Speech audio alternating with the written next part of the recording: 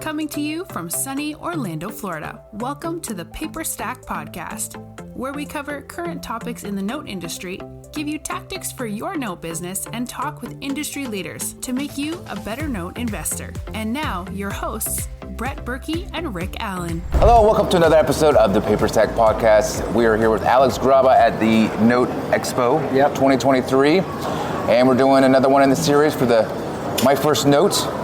So his story's a little different because Alex doesn't buy them, he creates them. He's the note creator. So this kind of goes hand in hand with what we did with Nick Laguermo. He's kind of does kind of the same type of stuff, but he does it on single family, but you do it on land. And so I want to know kind of how was your first? How'd you even come to create a note? And then second, like if you're creating a land note, what are the things that you want to know, like you know, to set it up correctly, and then also too, he's one of our big sellers on the site. So he's got the land note, so he's going to describe what he's creating, and then also how he's actually selling these on the site. So if you're seeing this episode, you can find his notes on the actual platform. So I'll let you go. So short version of how I got started. So I was a house flipper. So I know Nick from the house flipping too. So bottom line is I was a house flipper for a very long time, and then later transitioned into land. And land, you know, is very, very, for me, and that's one of the things I'll speak about a little more later, but for me, a very safe way to get into creating notes. So one thing I didn't like about creating notes with houses was the fact that when you take a house back, a lot of times you have to remodel it all over again. And so as a flipper, I didn't want to go redo the house again, so I would just prefer to sell it outright and be done with it. So here with the land, I didn't mind because I took the land. If I ever took the land back, all I had to do is go back out there, clean it up, mow it, and put it back out for sale. And luckily, I've had a lot of success and haven't had to do much. I think we've only taken one back out of like 90 transactions. Wow. So it's been really good. Yeah, the people that buy from us are we tend to vet them pretty good, and I'll speak to that if you want me to. But ultimately, the first time I did a note was basically somebody showed up and says, "Hey, would you finance it?" And the land? Yeah. Because you were just buying the land and selling it. And I was flipping land. I was just buying and reselling the land, and I needed my money back every time. And what's funny is I ended up, I have a friend who creates notes, so it's actually one of Nick's friends too, friends in common. Long story short, I talked to him. I said, "Hey, Mark, this guy wants to buy the property from me, and the property I'm selling it for $70,000, and he said he's got like $30,000 down. He doesn't have the rest $40,000. Like, dude, finance it. That's the safest. For sure. $30,000 is a big down payment." And so he talked me through it, connected me with some attorneys, and I do use attorneys for all the documents. I would say that's one of the things that I would stress, especially if you've never done one, is go through an attorney to draft your documents. And once you have them, then you could use those as a boilerplate. But my documents were created by attorneys up front. When was that? What year was that?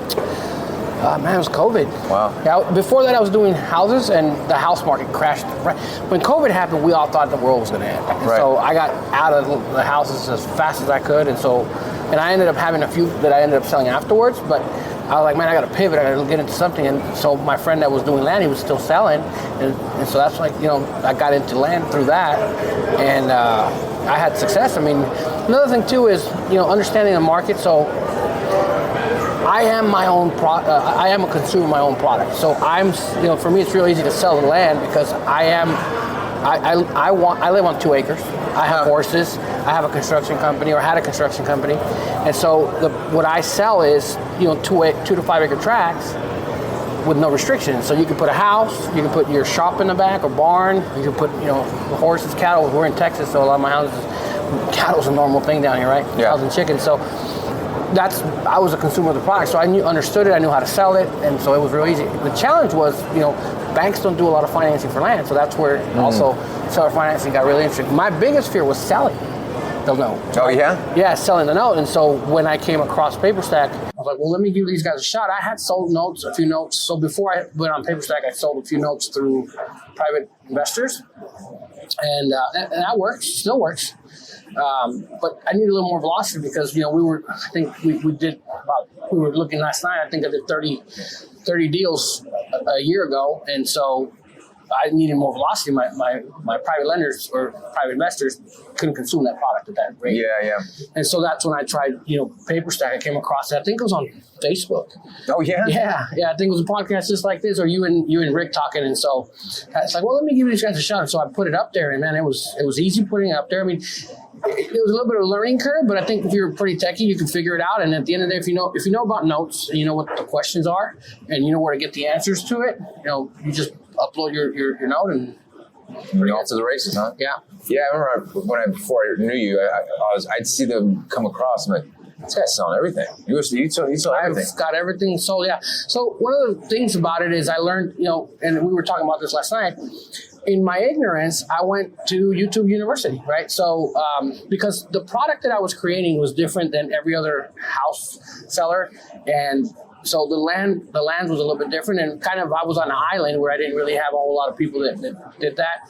So I went to YouTube University and learned a little bit of how to do it. And one of the things that resonates to me is a 10-year note. 10% interest with 10% down, and so that's what I started creating a lot of, and so that was really consumable by people on Paperstac, clients, buyers on Paperstac. So that's what I started with. I still do some of that. I've changed to 30-year notes just because a lot of times the price point has gone up. So if I have a 10-year note instead of a 30-year note, it'd be too expensive for the borrower. So now I'm setting them up for fail. And another thing is we use RMLO. Yeah. So we qualify them. So the DTI, the debt to income. That has to work. Yeah. So, to create good paper, we sell everything, but it's because we create really, really good paper. Yeah. Our borrowers always bring a minimum 10% down, if not more. We make sure they go through an RMLO, which we don't have to, as a land seller, we don't have to go through that. But I want to know that they can borrow, that they can afford it and they're going to pay. And it's not so much for me. I mean, realistically, I'll take the property back. I don't have a problem with that. The land, nothing happens to it. If I took a property back, like I said, I just got to go out there and get it cleaned up and put it back out on the market and reload it. If I had a house, I'd be a little more worried. But on land, I have no issues. But I don't want them to fail. Yeah. And so that also means I'm really happy with keeping the notes I have. I put them up for sale, and as they sell, I just make more, create more. But at the end of the day, I'm, again, a consumer of the product. I'm creating the paper that I would want to hold on to. That's interesting. Eventually, I want to get to the point where I don't sell the notes, right? I mean, that's the goal everywhere. That's how you get out of the rat race is keep as much as I can create, but I'm not in that place. I do it now to recapitalize and go out and buy more land. Interesting. And so we do RMLO, we do BPOs on every property. So, third-party BPO, so that way the note buyer knows the value of the property by someone other than just what I think, right? And of course, there's a estimate on the platform, but I think it's a little more. It gives it a little more validity, right? Yeah. It's not that it's better or worse; it just gives more validity having a third party. And so we always get a BPO. We get surveys on every property. We use a title company for every property. We have lender's insurance on every property, which transfers over. So that's what I think has given us a lot of success on Paperstac is to be able to create really, really good paper. Deeds of trust, I'm assuming. So we're in a deed of trust state. Yep, we're in Texas, so it's a deed of trust and everything's filed. I mean, we don't do contracts for service. So we use a third-party servicer. That's another thing. So we use a third-party servicer, and we get payment history. So we use the payment history uploaded to. That sounds like that's why you sell. That's why you sell something. Yeah, and a little pet peeve that I have, and just kind of say it out loud, is when if you're a buyer of notes and you're on the platform, other than just going into the actual listing itself and then maybe reaching out to us or to me, you don't know the difference between my note and someone else's. Right. And so I think that's where, if you look at the notes and go into them and say, hey, this guy put 6 files up and he's got all the BPO here and he's got a payment history, as opposed to someone that just puts, I got this note for sale and there's no documents uploaded. I'm not saying there's red flags, but I'm saying I want to make it easy for you to consume, right? Like a CarMax model. Look, here's what I want to buy it. Here's what I want to sell it for. That's another thing too. I try to give a good yield to the buyer. The note buyer. So I think, depending on the property and depending on the payment. So if it's a 3-month seasoning, if I had a 2-year seasoning, it'd be a different price, right? But, we try to give a yield that's attractive to the note buyer. I like that. I like that a lot. Yeah, that sounds good. So for those listening that don't know what an RMLO is, it's a registered mortgage loan officer. Originator. Is it originator? Yeah, it's originator. I always thought it was an officer. Yeah. Originator. Yeah, so they basically set up the paper so it looks like it's written by legit, like it's well, it's basically they're the same people that can underwrite loans for HUD or Fannie Mae or Freddie Mac. Yeah. So it's good stuff. Interesting. Okay, cool, man. So that's good to know. That's opens my eyes as to why everything sells. So if you're so a lot of people watching are new to the space. You sound like you've been in real estate for a long time. So if you have one piece of advice for somebody that's new, looking to get in the note space, maybe buy or create, what would you say if you're starting from square one? Do this into the notes, buying notes, man. So obviously it's a biased answer, but it's not. It's also a very, very real one. Land is a very safe investment because if you're buying a note on a house and God forbid you have to take it back, unless you've been around that and realize it, because having been remodeling houses. They'll come in. I mean, sometimes these people are upset. It's their home, and so they'll blast the house. I mean, they'll rip up carpet. Tell you horror stories. Right? I've heard cement down the drain and all kinds of stuff. Because I saw that, I was like, man, I would never finance a house. Land, man, I finance. That's all I do. I sell everything on phone and financing now. And the fear of, well, what happens if I take a property back? Because no one's really doing on financing on land. I mean, they move very quickly, right? So, and then, I mean, bottom line is, so if you're getting into notes, I think you should consider land as an easy way to get into it. Because if you don't have a lot of money and you get into a house and the house goes bad and then they mess up the house, you're going to have to remodel. You're going to have to rehab the house. Might as well get into house flipping because that's exactly what you're going to have to do. So that means easy transition into it. I'll give you another one, partials. I mean, if you've never partials. So we sell partials, and so if you've never done a note, the beauty of having a partial is the primary note investor is me. I want to keep the back end. So, you get to get all the benefits. There's a servicing company we set up in place. And I'm kind of watching over your shoulder the whole time because I want to make sure that the borrower's, in line so that I can get the back end payments of that. Right. So it's not that I'm going to be your coach and I'm going to hold your hand, but I'm also going to just kind of be in the background making sure that the borrower doesn't go too far in default, because if you foreclose, it wipes me out. So I'm very interested in making sure that doesn't happen, right? So I think partial is another good way to get into the note business. That's also smart. It's cheaper, right? Yeah, instead of buying a full note, it's buy a partial note. It's cheaper to get into it. So that'd be my advice. That's good. Yeah, there was one time that we went to this one house. Rich asked me, he's like, "Do you want to see? Let's go check out this house." It was local, and big house. I mean, like a huge house. And we rolled up, and I was like, "Whoa, what's going on here?" They painted the outside like just a nasty ass color just because they're pissed. Yeah.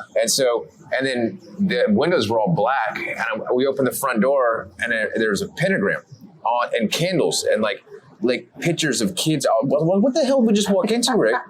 He's like, "Don't worry, this is all fake." I was like, "How do you know it's fake?" He's like, "Look at the candles. They've only been lit once. This is what people do.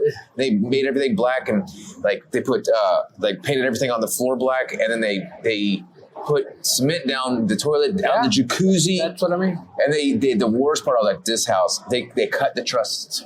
Oh, wow. And then when we walked around the back, I was like, what was he planning on doing here? They had gasoline tanks, and they wanted to blow that place up. Yeah. So we could have got it for still that. It would have been $600, but that house did sell, and it sold for a couple million. Yeah. But, what a pain in the butt that one.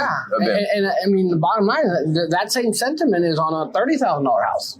Yeah. That's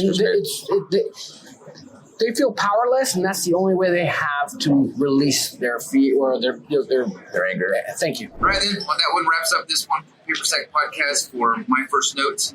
Alex Bravo. Thanks, man. Thank you. Yeah. Appreciate it. Yeah. See you on the next one. Are you new to the mortgage note industry? Have you been wanting to learn the step-by-step process to purchase your first mortgage note? Well, you're in luck. We've convinced our CEO, Rick Allen, to break down everything he knows about mortgage note investing. Through a series of 50 videos, you'll get everything from start to finish of where to purchase notes, how to purchase notes, and all of Rick's investing techniques he has developed over the many years. From performing note tactics to non-performing notes, Rick gives you everything he knows about investing. Bonuses include our glossary of industry terms, Rick's own proprietary calculators he created to evaluate notes, discounts from our partners, our Rolodex of vendors, a private Facebook group, along with a lot more. We've packed so much content into the Academy to take you from beginner to expert in no time.